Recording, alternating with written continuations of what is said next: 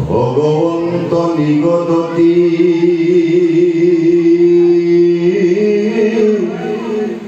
শুনামাও দে বহুতি এই ধ্যানে যিটো মুক্ত হইল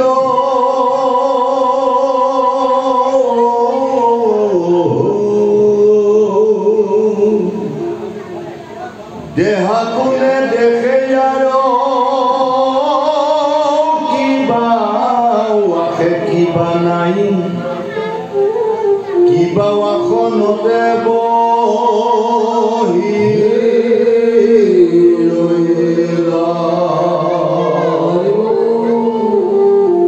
যেন মধ্যে মাতো আলো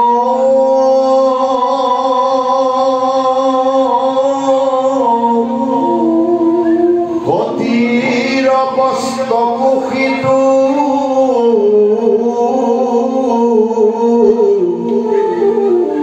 আছে নাই একো নজানয়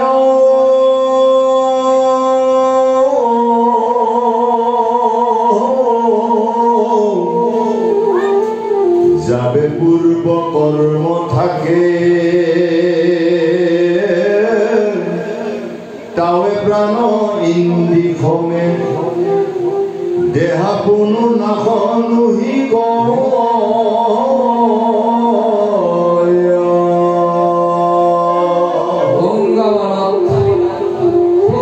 ৰাজন পৰিচিত কৈ আছে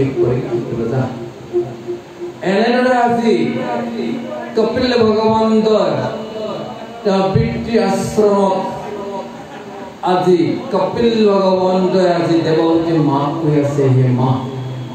ভগৱন্তৰ সেই যে অপূৰ্ব ৰূপটো যিটো বৃক্ষ সেই বৃক্ষটোক যদি দুখন চৰণৰ পৰা ভগৱন্তৰ সেই দুটা উৰুৰ পৰা ভগৱন্তৰ কঁকালটোত থকা সেইখন ধৌতি সেইখন মেখলা তাৰ ওপৰত থকা ভগৱন্তৰ সেই নাভিটো আৰু ভগৱন্তৰ বহল বুকুখন বক্ষস্থল তাৰপিছত ভগৱন্তৰ কম্বু কণ্ঠটোত থকা সেইডাল বৈজয়ন্তী মালা আজানুলম্বিত বনমালা আৰু ভগৱন্তৰ চাৰিখন হাতত শংখ চক্ৰ গদা আৰু আন এখন এটা পদ্ম ফুল আৰু ভগৱন্তৰ সেই মুখখন ইমান ধুনীয়া সেই মুখখনত থকা সেইটো কি প্ৰকাৰৰ সেইটো ৰত্ন তিলক আৰু ভগৱন্তৰ চলাহীকেইটা ভগৱানৰ চকু দুটা আৰু নাকটো আৰু মুখখন আৰু কাণখনত থকা মুখৰ কুণ্ডল চুলিকেইডাল বেকা বেকি তাৰ ওপৰত থকা ৰত্নৰ মুকুট তাৰ ওপৰত থকা ময়ূৰ পংখী এইটো যদি ভগৱানৰ অপূৰ্ব ৰূপটোক যদি তলৰ পৰা ওপৰলৈ যদি বাৰে বাৰে এজন লোকে যদি চাই থাকে হেমা সেই ধ্যানটোতেই সেই দৃশ্যটোকে যদি ভগৱন্ত চাই থাকোঁতে এজন মনুষ্যই সম্পূৰ্ণৰূপে মুক্তি হৈ যায় যেনেদৰে সেই ভগৱন্তৰ সেই ৰূপটোক চাওঁতে সেইজন মনুষ্যই একো আৰু দেখা নাপায় কোনখন আসনত বহি আছে তেওঁ শৰীৰত কাপোৰ আছে নে নাই একো বুজি নাপায় খালি ভগৱন্তৰ সেই বৃক্ষটোক সেই মূৰ্তিটোকে তেওঁ নিজৰ চকুৱেদি বাৰে বাৰে তলৰ পৰা ওপৰলৈকে চাই চব পাহৰি যায় যেনেদৰে এটা মদাহীয়ে যেতিয়া মদ খাই আহোঁতে নিচাহৰ কোবত তেওঁ শৰীৰত কাপোৰ আছে নে নাই সি একো নাজানে চব পাহৰি পেলায় ঠিক তেনেদৰে এজন মনুষ্যই যদি ভগৱন্তৰ বৃক্ষটোক ভগৱন্তৰ প্ৰতিমাটোক যদি এনেদৰে একেঠিলে চাই থাকে সমস্তবোৰ পাহৰি যায় পূৰ্ব জন্ম যিমানবোৰ কৰ্ম আছিল সেই ভগৱন্তৰ যেতিয়া তেওঁ অপূৰ্ব ৰূপটোক নিজৰ চকুৱেদি চোৱাৰ লগে হে মা এই প্ৰাণটো ইন্দ্ৰিয়ৰ সৈতে চব নাশ হৈ দেহত আৰু একো তেওঁ লোক মুখ কাম চব নাইকিয়া হৈ যায় বুলি স্বয়ং কপিল ভগৱন্তৰ দেৱহতী মাকক কৈ আছে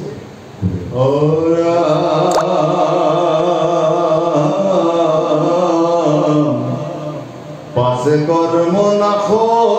হইলে ভৌতিক শরীর পরে দেবে যোগী ব্রহ্ম মিলয়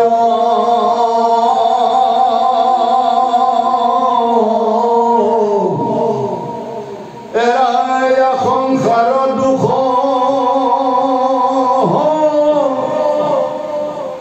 লভে ব্রহ্মানন্দ সুখ যেন জলে জল প্রবেশ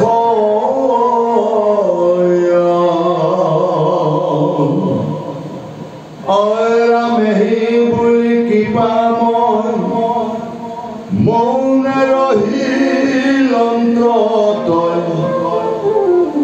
দেখি দেৱী ভূষন্ত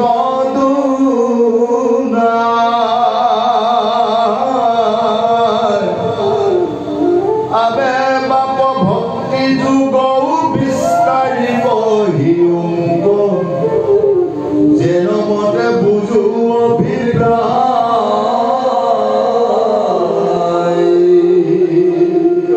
ভগবন্ত মাক কৈছে মা এনেদৰে যে এজন মনুষ্য যদি ভগৱন্তৰ সেই প্ৰতিমাটোক যদি চাওঁতে চাওঁতে চাওঁতে চাওঁতে শৰীৰৰ যিমানবোৰ কৰ্ম বন্ধ আছিল ভগৱন্ত অপূৰ্ব ৰূপটো যেতিয়া তেওঁ দুই হাত চকু নয়নেদি ভগৱন্ত ৰূপটো যেতিয়া মনৰ ভিতৰত প্ৰৱেশ কৰাৰ লগে লগে সেই মনৰ ভিতৰত থকা পূৰ্ব জন্ম সমস্ত কৰ্ম বন্ধন নাশ হৈ যায় আৰু সেই শৰীৰৰ ভৌতিক শৰীৰটো যি ভিতৰৰ পৰা ভিতৰত যিটো শৰীৰে ভগৱন্ত অপূৰ্ব ৰূপটোক দৰ্শন কৰি আছে সেইখিনি সময়তে সেইজন মনুষ্যই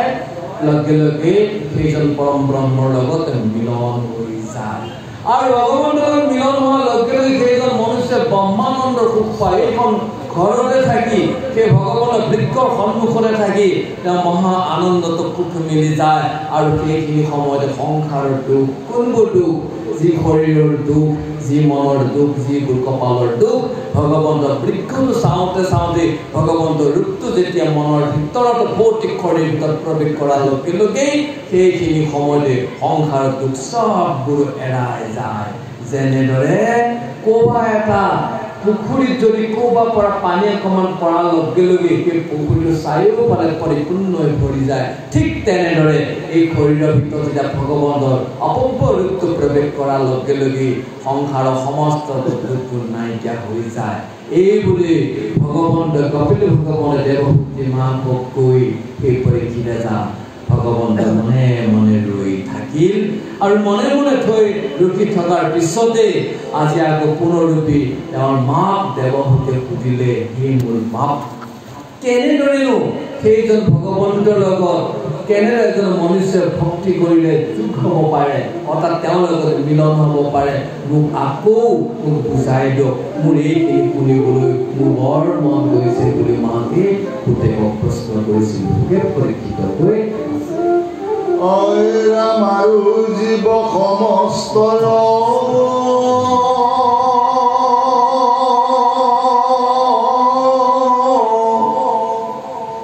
বিধিৰ সংসাৰ যেন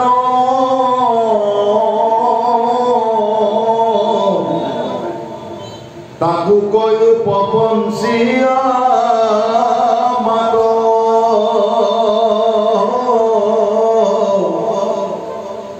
যাহা গজানিলে লোক সমস্ত পাপত হন্তে বিৰকতি হইবে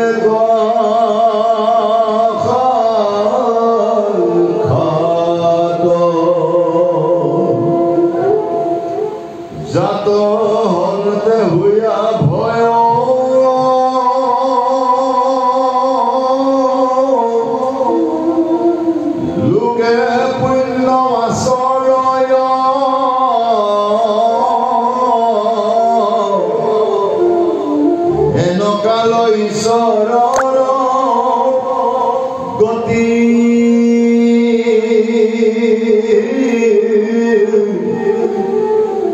গতি কহিও কবি ভাগিয়া যদি বাপ আছে দয়া শুনি মই থাকো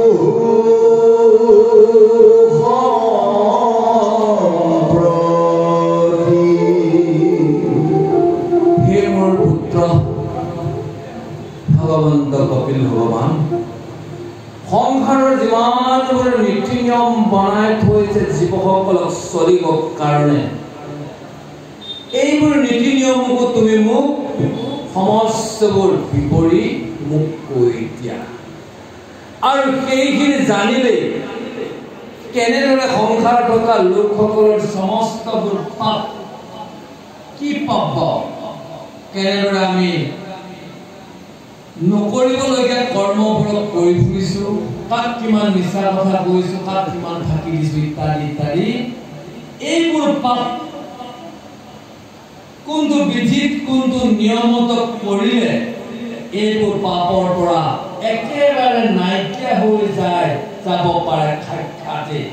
আৰু সেইখিনিকে শুনাৰ লগে লগে লোকসকলে সেইখিনিক তুমি কলে সেইখিনি কথা লোকসকলে শুনি সেইখিনিক যদি নিয়মত যদি লালন পালন কৰি চলিব পাৰে তেতিয়াহ'লে সেইসকলৰ মৃত্যুৰ ভয় কোনোদিনাখনে নাথাকিব আৰু সেইজনে এইখন সংসাৰৰ যি কালৰ গতি এই গতিৰ পৰা ৰক্ষা পাই ঈশ্বৰ মুক্তি হ'ব পাৰিব হেন জানি হে বাপ যদি দয়া কৰা মোৰ প্ৰতি তেতিয়াহ'লে এইবোৰ কথা এটা এটাকৈ ভাগ কৰি মোক কৈ দিয়া এইখিনি সম্প্ৰতি শুনিবলৈ মোৰ বৰ ইচ্ছা আছে বুলি দেৱকীয়ে তেওঁৰ পুত্ৰ কপিল ভগৱন্তক প্ৰশ্ন কৰি অজ্ঞানৰ মাজে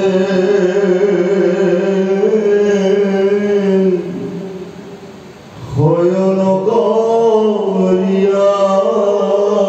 আছে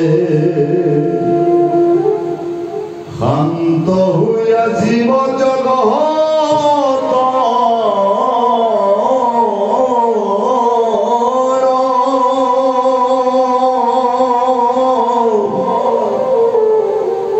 সম্বাক কৰি দয়া উদয় হৈলা তুমি যুগ পন্থ প্ৰকাশ ভাস্কৰ এতেকে জানিলো মই ইবাৰ সমস্তে লোক উদ্ধাৰ কৰিয়া কৃপাময়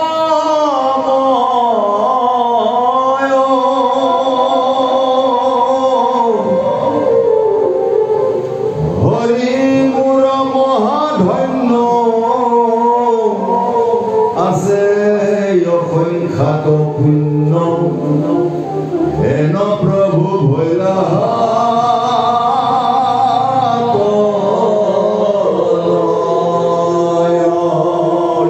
হে প্ৰভু গোটেই সংসাৰৰ লোকসকলে কোনো কেনেদৰে তোমাক পাব লাগে এইবোৰ কথা একেবাৰে নাজানি সকলো লোকে অজ্ঞানত পৰিয়েই নিজৰ নিজৰ কৰ্মবোৰতে ব্যস্ত থাকি সকলোৱে শান্ত হৈ টোপনি গৈ আছে এইখন জগতৰ জীৱবিলাক কেনেকে দিনটো কাম কৰিব লাগে আৰু ৰাতি হ'লে শুব লাগে শুওঁতে সেই কামতে জীৱ শান্ত হৈ ৰাতি শুইছে দিনত কৰ্ম কৰিছে কিন্তু মানুহৰূপে এইখন পৃথিৱীলৈ আহি কি কৰিলে কেনেকৈনো এই সংসাৰখনৰ পাৰ হৈ বৈকুণ্ঠত আমি যাব লাগে সেই কোনেও জনা সেইকাৰণে কৈছে হে প্ৰভু এনেদৰে তুমি যদি দয়া আজি কৰি সেইসকলে সংসাৰৰ যিমানবোৰ জীৱই নিজৰ কৰ্মতে ব্যস্ত থাকি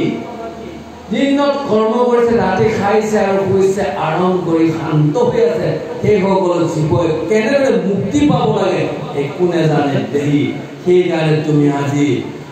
তুমি জন্ম অদয় হ'লা আৰু সেইখিনি লোককে তুমি কৃপা কৰিবই এনেদৰে ভগৱন্তৰ লগত যোগ হ'ব পাৰা সেইটো ৰাস্তা দিবৰ কাৰণে তুমি আজি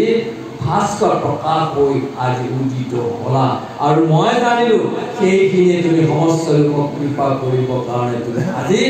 মোৰ ঘৰত তুমি মোৰ পুত্ৰ হৈ তুমি আজি কি জন্ম লৈছা এয়া মোৰ মহা হৰি তুমি ধন্য আৰু মোৰ অসংখ্য পুণ্য হোৱাৰ কাৰণে মোৰ ঘৰত তুমি আজি পুত্ৰ ৰূপে জন্ম লৈছা আজি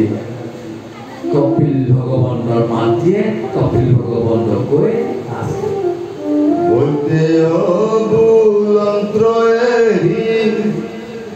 মাতিৰ সুন্দৰ বাণী শুনি প্ৰভু কপিল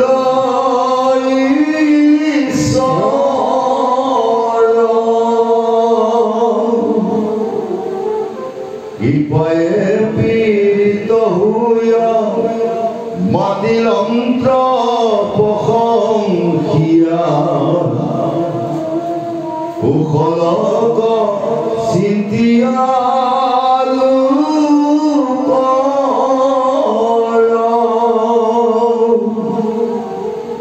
ভগৱন্ত্ৰ নিগততি ধন্য ধন্য মহামতি মনোৰ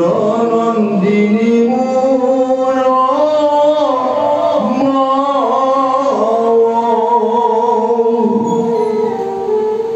ভালত যু ভৈৰমতী সংসাৰত তৰিলৱতী তুষ্ট ভৈৰু দেখিত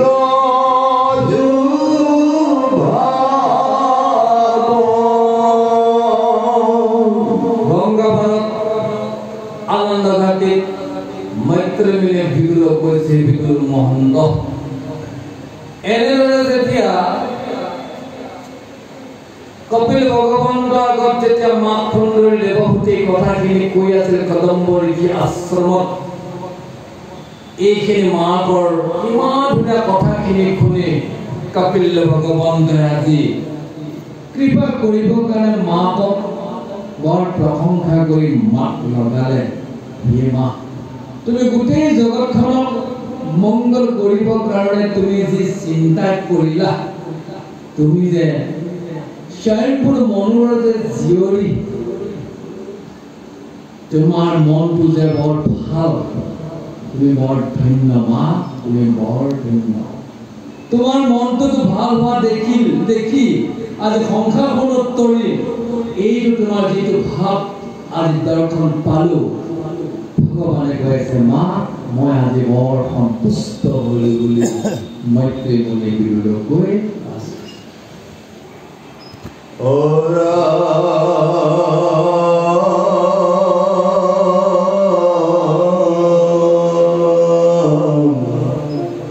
শুনিও ভাবিয়াবে প্ৰশ্নৰ উত্তৰ কহু ভক্তি কোনো বহু বিধনয়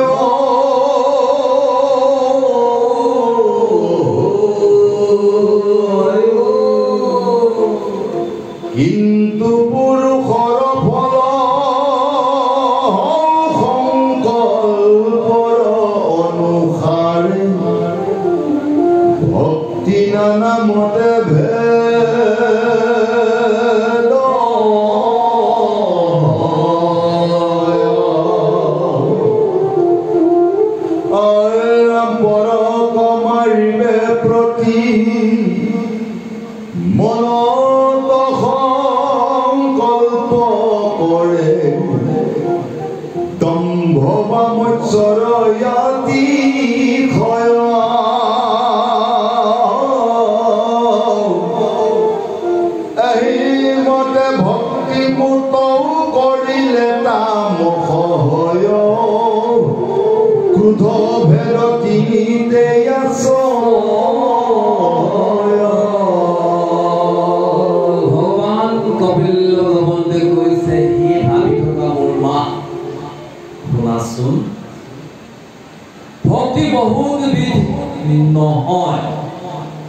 তাৰ উত্তৰটো সম্পূৰ্ণ। এজন মনুষ্যই ভগৱানৰ দুৱাৰ দলিত গৈ নিজৰ নিজৰ মনত এটা চিন্তা কৰি যায়। সেই চিন্তা কৰি সেই বিষ্ণু চৰণত বা দুৰ্গা দেৱীৰ চৰণত বা আন যিমান ভগৱন্ত আছে ভগৱন্তৰ সন্মুখত নহ'ব, সকলোৱে নিজৰ নিজৰ মনত এটা ভাৱ লৈ সেই ভগৱন্তৰ সন্মুখলৈ যায় এজন পুৰুষ বা এগৰাকী মহিলা। কোনোবাই যায় কেনেদৰে যায় ভগৱন্ত যায় যে মোৰ ওচৰ মানুহ ঘৰ মাটি ঠেলি আছে দেখি ঐ, তাক একো ক'ব নোৱাৰো, ভগৱানৰ ওচৰতে চাকি জ্বলাই দিছে, বহু তুমি এবাৰ চাবা। সেইজন মনুষ্যৰ সেইটো ভাৱতে ভগৱানৰ ওচৰতে চাকি দিছে। আৰু কোনোবা এজন দোকানে ভাবিছে হে প্ৰভু তোমাৰ ওচৰত চাকি দিছো, মোৰ দোকানখন চলা নাই, মোক চলাই দিয়া, বেয়া নাপাব কোৱা। সকলো ভাৱনা কল্পনা লৈ আহিছে নে নাই, প্ৰত্যেকে আহি এনেদৰে মনত যিবোৰ সংকল্প কৰি আহে ভগৱন্তৰ সন্মুখলৈ, সেইখিনি সময়ত আৰু দুটা বস্তুত প্ৰতি হয়। কোনোবাই দম্ভ কৰি আছে, এইখন গাঁও মই মস্ত গণ্যমান্য লোক, মই আহিলো যেতিয়া কোনোবাই দুৰ্গা দেৱী যদি সেৱা কৰি তাৰ হাতাও, মই আহিছো এখন গণ্যমান্য, বাকী চব আকৌ মই প্ৰথম সেৱা কৰি দম্ভ। সেইটো এটা মনৰ সংকল্প। মই গৈছো মোক আগতে জেগা দিব কমিলে নিদিলে হ'ব নেকি, অহা বছৰ একো এটা পইচা দিব, সেইটো এটা দম্ভ। আৰু এটা কৈছে কোনোবাই মৎসৰ অহংকাৰ। কি বুলি কৈছে, আমি যদি ইমানডাল পেণ্ডেল নিদিলোহেঁতেন, ইমান ধুনীয়া মাইক নানিলোহেঁতেন, আৰু যদি 4 দিন বা 3 দিন যদি অনুষ্ঠানটো নাপাতিলোহেঁতেন, মানে চাবই নাপালে। নিজকে কি কৰি ফুৰিছে, মানে মৎসৰ কৰি ফুৰিছে, মানে কৈছে আৰু মানে বহলাই লৈছে আৰু অলপ টানকেও কৰিছে। এনেদৰে যদি মোৰ সন্মুখত আহি যদি ভক্তি কৰে এজন মনুষ্য, সেইখিনি ভক্তি কি ভক্তি বুলি কৈছে, তামসিক ভক্তি। এই তামসিক ভক্তি আকৌ কি থাকিল, 3টা বস্তু যোগ থাকিল। ক্ৰোধ, খং কৰি। কি খং কৰিছিল, মই এখন গাঁৱত গণ্যমান্য ব্যক্তি, মোক প্ৰথমে চাইকেল চলাব দিওঁ, বাকী পিছুৱাই থাকক, ক্ৰোধ খং। আৰু কোনোবাই কি কৰি আছিল, লোকক হিংসা কৰা চিন্তা খাব, কোনোবাই নিজৰ নিজৰ দোকান বজাৰ চলিবৰ কাৰণে ভগৱানৰ ওচৰত আহি থাকে। এই 3টা প্ৰকাৰে যদি মোৰ সন্মুখত আহি ভক্তি হয়, তেতিয়াহ'লে সেই ভক্তিটি হৈছে তামসিক ভক্তি বুলি আজি কপিল ভগৱন্তই দেৱহূতি মাকক কদম্বৰী আশ্ৰমত এই কথাষাৰ কৈ আছিলে বুলি সংগপাৰত মৈত্ৰী মুনিয়ে বিদুৰ কৰি আছে।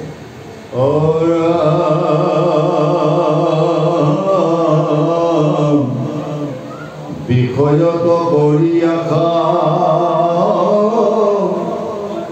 যশ পাৱ সহ্য চাৱে, প্ৰতিমাত মোক পূজয়।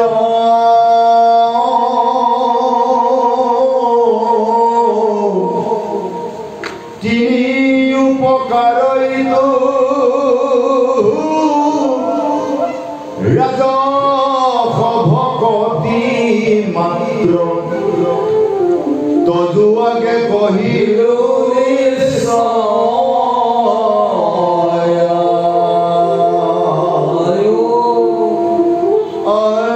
পাপ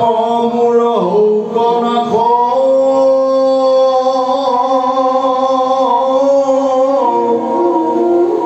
ভগৱন্ত হৌক প্ৰীতি,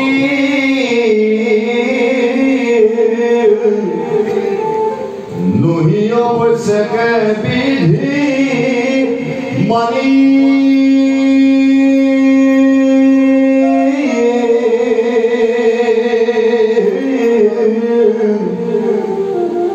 তিনি প্ৰকাৰ ভক্তি কৰিলে সাৰ্থিক বুলি নিশ্চয় মই কহিলো কথা।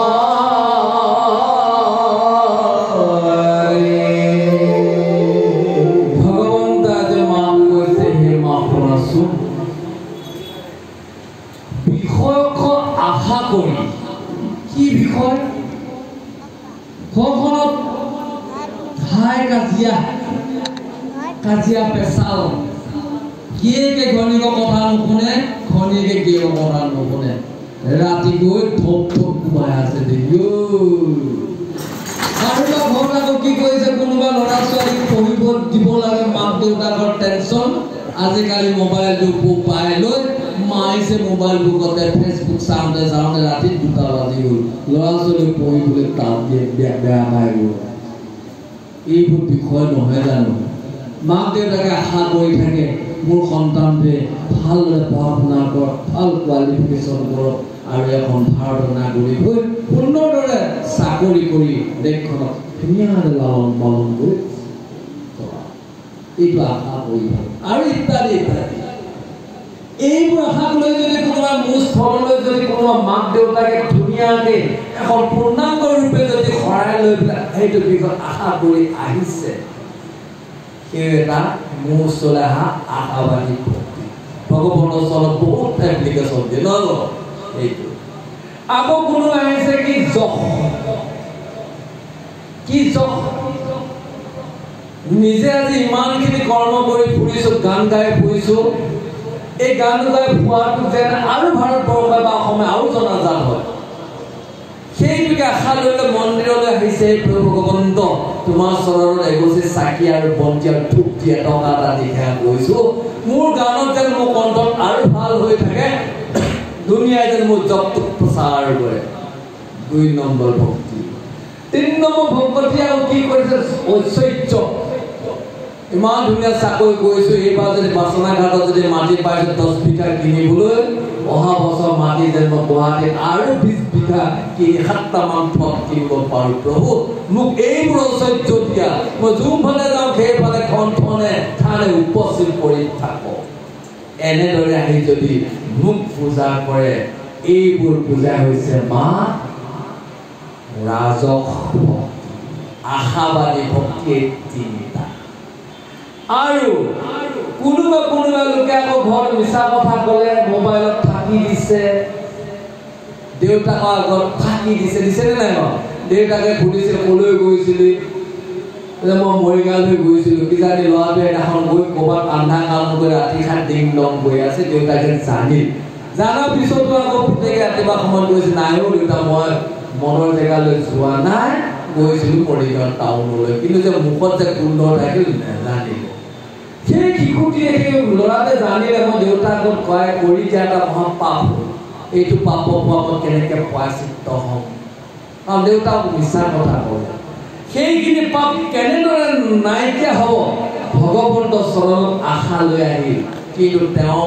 মনত বা তেওঁ যি নীতি নিয়মেৰে ভগৱন্তক সেৱা কৰিছিল নেজানেই কি আশা লৈ আহিলে ভগৱন্তৰ চাকি বন্তি জ্বলালে এই যে মদ খাইছিলো যে দেউতাই মোৰ ৰাতিপুৱা সুধিলে থাকি দিলে যে পাপ লাগিল হে প্ৰভু হে হৰি তোমাৰ চৰণলৈ আহিছো কালি দিয়া পাপটো পাপ ৰক্ষা কৰা কোনো বিধি একো নীতি নিয়ম নেজানে এইবোৰে এনে প্ৰকাৰে যদি মোৰ ওচৰলৈ আহে সেইটো ভক্তিকে কৈছে সাত্বিক ভক্তি হে মা এনেদৰে মোৰ সন্মুখলৈ এইখনে জীৱ জগতৰ মানুহবিলাকে মোৰ ওচৰলৈ এইবোৰ মাগিবলৈ এইবোৰ কৰিবলৈ মোৰ ওচৰত আহে এই কথাটোৱে মই আজি তোমাৰ আগত নিষ্ঠ কৰি ফাইনেল কৰি কৰিলো বুলি ভগৱন্তে কপিল ভগৱন্তে দেৱহূতি মাকক কৈ আছে প্ৰতিমা পূজয় আৰু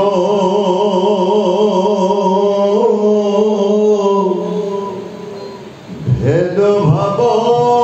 দৰি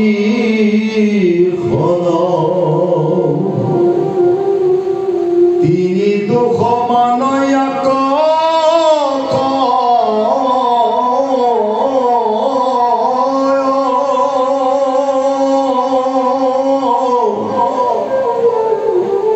উত্তম মধ্যম কমে তামসাদি ভক্তি মাজে তিনি মতে ভেদ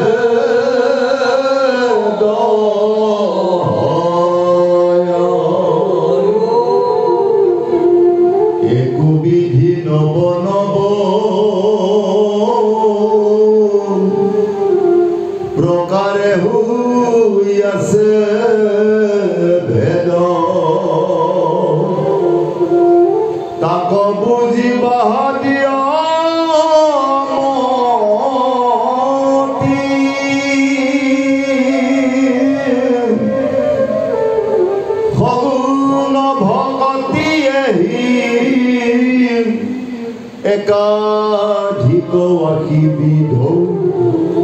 আবে কহু নিৰ্গুণ ভগতি হে মা এনেদৰে মোক য'ত প্ৰতিমা বনাই থৈ দিছে মন্দিৰত বা আমাৰ অসমীয়া জাতিৰ সেই মণিকূটত স্থিতি কৰি থকা গুণমালাৰ সিংহাসনখনত এনেদৰে আজি লোকসকলে নিজৰ নিজৰ প্ৰত্যেক ব্যক্তিগত ইণ্ডিভিজুৱেল অকলশৰীয়া নিজৰ নিজৰ মন সকলো মনে নিজৰ নিজৰ ভাৱটোৱে মোক চাবলৈ আহে বাহ হয়নে নহ'ব আপোনাৰ মনৰ ভাৱ কি তেখেতৰ মনৰ ভাৱ কি তেখেতৰ মনৰ ভাৱ কি আৰু ইত্যাদি ইত্যাদি যিমান আমাৰ আজি পাণ্ডালত ভৰি আছে ভক্তবৃন্দ সকলো প্ৰত্যেকৰ মনত এটা এটা ভাৱে আজি কি কৰিছোঁ দৰ্শন কৰিবলৈ আহিছোঁ ভগৱান আৰু সেইখিনিকে কৈছে এইবোৰে হৈছে তিনিওটাকে সমানক কয় ইয়াতে কোনোবাই আগত যিখিনি কৰিল ৰাজসিক তামসিক আৰু সাত্বিকভাৱেৰে যি মোক দৰ্শন কৰিবলৈ আহিছে ভাৱনাইদি সেয়া হৈছে তিনিওটা একেই সমান ভাৱেৰে মোক দৰ্শন কৰিবলৈ আহে আৰু ইয়াৰ ভিতৰতে কোনোবাই আছে উত্তম কোনোবাই মধ্যম আৰু কোনোবাই কম এনেদৰে কি কৰি আছে লোকসকলে সদায় এইবোৰৰ ভক্তিকেই ভক্তি কৰি মোৰ সময়ত মোৰ সন্মুখত নিজৰ নিজৰ মনৰ ভাৱটোক ভেদ কৰি কৰি লোকসকলে মোৰ সন্মুখত আহে মা আৰু যে আছে আৰু যে নতুন নতুন কিছুমান আৰু নিয়ম বনাই লৈছে আজি যুগৰ সময়ত একৰ পৰা ৮১টা ভাৱত আহে সেইকেইটা ভাৱ ইয়াত নকলেও একৰ পৰা ৮১টা ভাৱত লোকসকলে আৰু নতুন নতুন নিয়মত আহি থাকে মা আৰু সেইবোৰতেই সকলোৰে মন যায় কিন্তু এইবোৰৰ ভকতিত কৈও কিন্তু আৰু এটা ভক্তি আছে সেইটো ভক্তি মা কওঁ শুনা সেইটোকে নাম হৈছে নিৰ্গুণ ভকতি অৰ্থাৎ মনৰ ভিতৰত একো নালাগা এটা ভক্তি আছে মা মই এতিয়া কওঁ আমি নিৰ্গুণ ভক্তিত প্ৰৱেশ কৰি লওঁ বুজি পাইছে নে বহুসকল নহ'ব এইটো সকলোৱে হয় কিন্তু আমি কোৱা কাৰণে আকৌ আপোনালোকে অপৰাধ নল'ব কিন্তু কথাটো সঁচা যে আমি এতিয়া কি কৰিব ভগৱন্তৰ ওচৰলৈ আহিলে কৃষ্ণ আমি এই তিনিটা ৰাজসিক তামসিক সাত্বিক ভাৱনাৰে যিখিনি আজি ভগৱন্তই মাকক ক'লে এইখিনি ত্যাগ কৰি এতিয়া যি ভগৱন্তই এতিয়া নিৰ্গুণ ভক্তিৰ কথা ক'ব সেই ভক্তিত যদি আমি ভগৱন্তৰ স্থলীলৈ আহি যদি ভগৱানক ভক্তি কৰিব পাওঁ তেতিয়াহ'লে আমি সংসাৰ দুখৰ পৰা পৰিত্ৰাণ পাই বৈকুণ্ঠগামী হ'ব পাৰিম বুলি ভগৱন্তে তলত ৰাম শুনি সভা সদ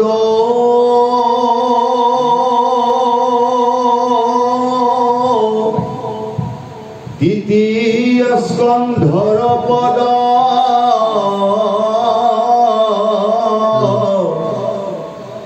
বুজিয়োগ ভক্তিৰ নিৰ্ণয়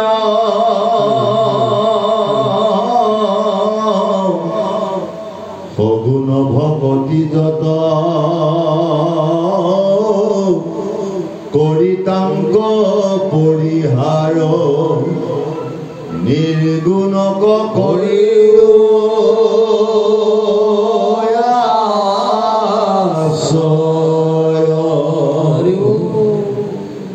দেখা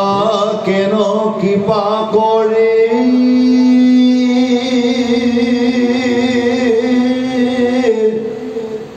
আপুনি কন্ত্ৰ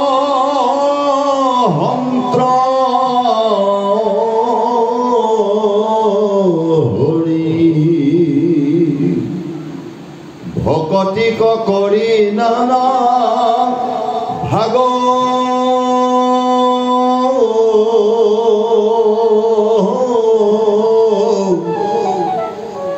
এতেকে নিৰ্গুণ ভক্তি ধৰিয়োক দিহ কৰি তেৱে ঈশ্বৰক পাইবা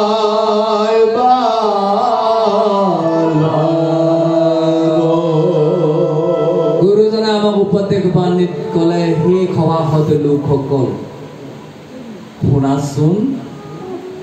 তৃতীয় স্কন্ধৰ ভগৱন্তৰ চৰণৰ যিমানবোৰ কথা এইবোৰে হৈছে ভক্তিৰ নিৰ্ণয় কেনেদৰে এজন মনুষ্যই ভগৱন্তক সেৱা প্ৰাৰ্থনা কৰিলে কেনেদৰে মংগলময় নিজৰ জীৱনক মংগলময় কৰিব পাৰি সেইখিনি কথা আজি ভগৱন্তই আজি সগুণ নিৰ্গুণৰ যত যিমান ভক্তি কথা ক'লে এইবোৰক আঁতৰি সেই লোকসকল সমস্ত লোকসকলে নিৰ্গুণ ভক্তিত কি লোৱা আশ্ৰয় মানে শৰণ লোৱা আৰু এই কথাখিনিকে আজি স্বয়ং বৈকুণ্ঠৰ অধিপতি নাৰায়ণে আজি কৃপাৰ কৰি আজি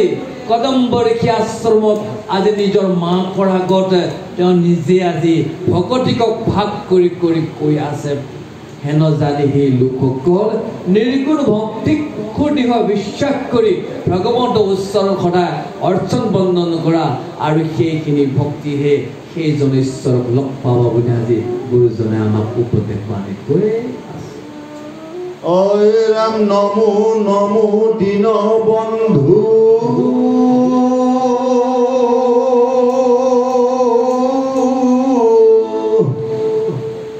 কৃষ্ণ দেৱ কৃপা সিন্ধু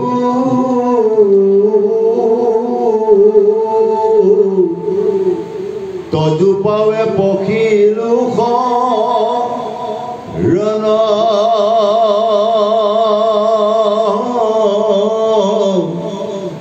গুণময় ভক্তিশয় স্বপ্নতো নহৌক মোৰ এহি মানে কৰো প্ৰাৰ্থনা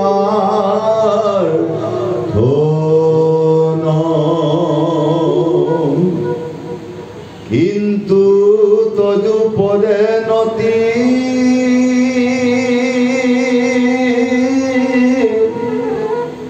একান্ত প্ৰেমৰতি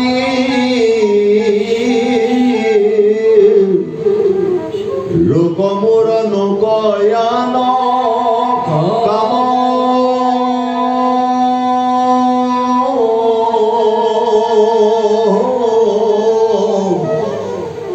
সময় যাৰ যত জন ভোগ মাধৱত মন ডাকি চাৰি বোলা ৰাম